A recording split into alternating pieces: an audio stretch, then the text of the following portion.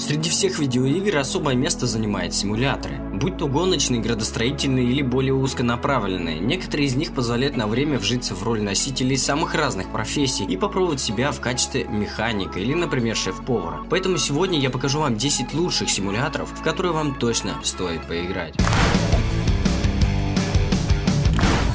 Это, возможно, самый известный симулятор дальнобойщика, сумевший переплюнуть по популярности даже культовых дальнобойщиков 2. Со всеми дополнениями в Euro Truck Simulator можно посетить большую часть европейских стран, в том числе и захватить кусок России. Конечно, не стоит ждать полной романтики водителя фуры, вроде ремонта под проливным дождем и сна в неудобных условиях, но ключевое неторопливое путешествие из точки в точку игра передает отлично. Бонусом идет задача, которая прямо-таки заставляет нас научиться правильно парковаться с прицепом, что вряд ли получится сделать с первой попытки. А для полноты восприятия можно настроить себе что-нибудь вроде радио, шансон и катить по просторам Европы под правильную музыку.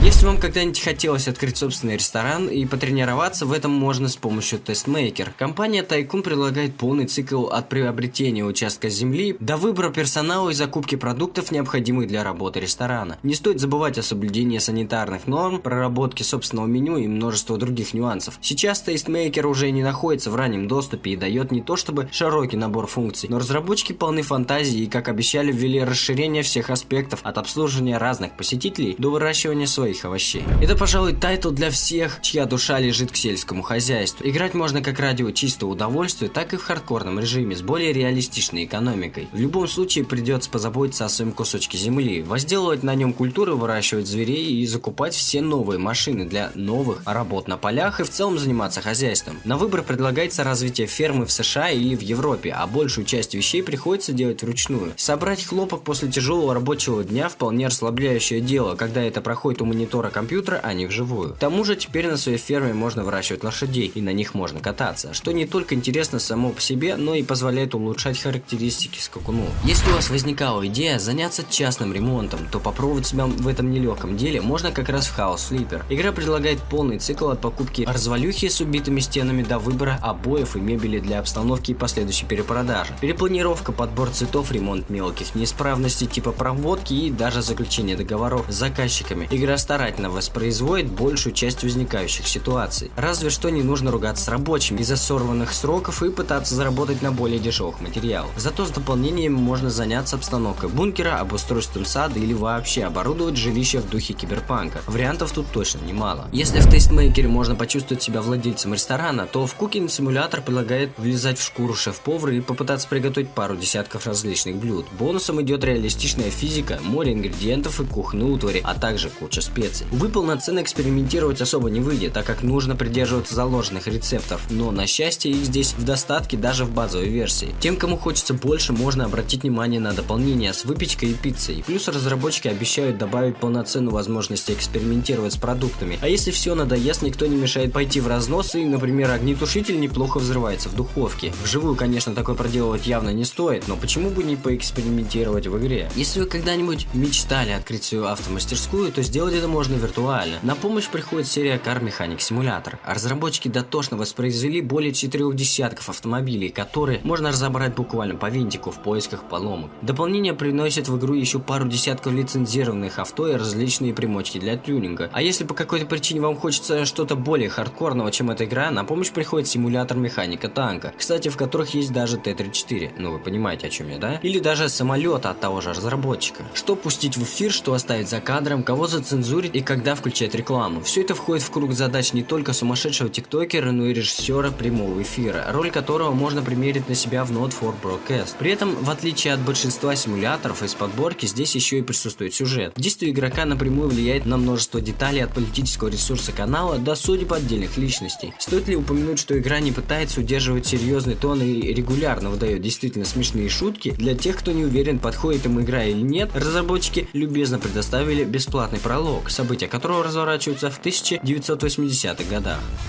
Знаете, одно дело гонять мяч по траве, пусть и на профессиональном уровне, и совсем другое – попытаться собрать команду с учетом пожеланий и бюджетных ограничений. А ведь еще нужно вести переговоры с игроками и прессой, подбирать тактику с учетом сильных и слабых сторон футболистов, не забывать о тренировках и, конечно, анализе результатов игр. Все это дает испытать на своей шкуре серия Football Manager, а последняя его версия делает процессы еще реалистичнее и сложнее в сравнении с предшественниками. Любителям самого популярного вида спорта здесь будет где разгуляться. Под свое крыло можно взять более 2500 клубов, от регулярных победителей турниров до простых аутсайдеров. Управлять объединенной диспетчерской не так-то просто, как думал я. Тут нужно отличать реальные звонки от пранков, уметь ориентироваться в ситуации по путанным объяснениям и принимать множество не самых простых решений. Стоит ли отправить наряд полиции или скорую, кто из обширного списка сотрудников лучше справится с поставленной задачей и как отличить шутку от реальной угрозы террористического акта. На выбор игроку дается как возможность пройти кампанию с уникальными задачами, так и просто сыграть в любом городе мира. Карта скачивается прямиком из интернета, и, конечно, здесь есть смешные ошибки. Например, в городе 10-тысячники могут регулярно случаться перестрелки с участием полицейских и гореть небоскребы, но передать уникальный опыт игра полностью может.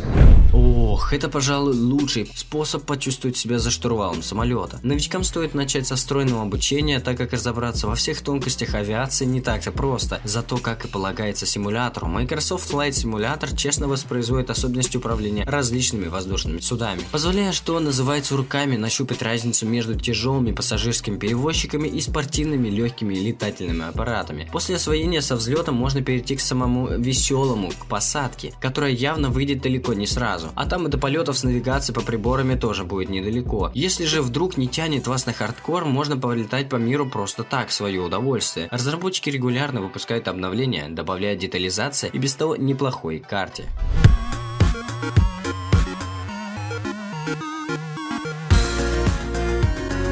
Если тебе понравился мой топ и хочешь таких же новых топов, то ставь лайк и подписывайся на канал. Обязательно пиши, какой жанр тебе нравится больше всего. А с вами был Римок. Пока.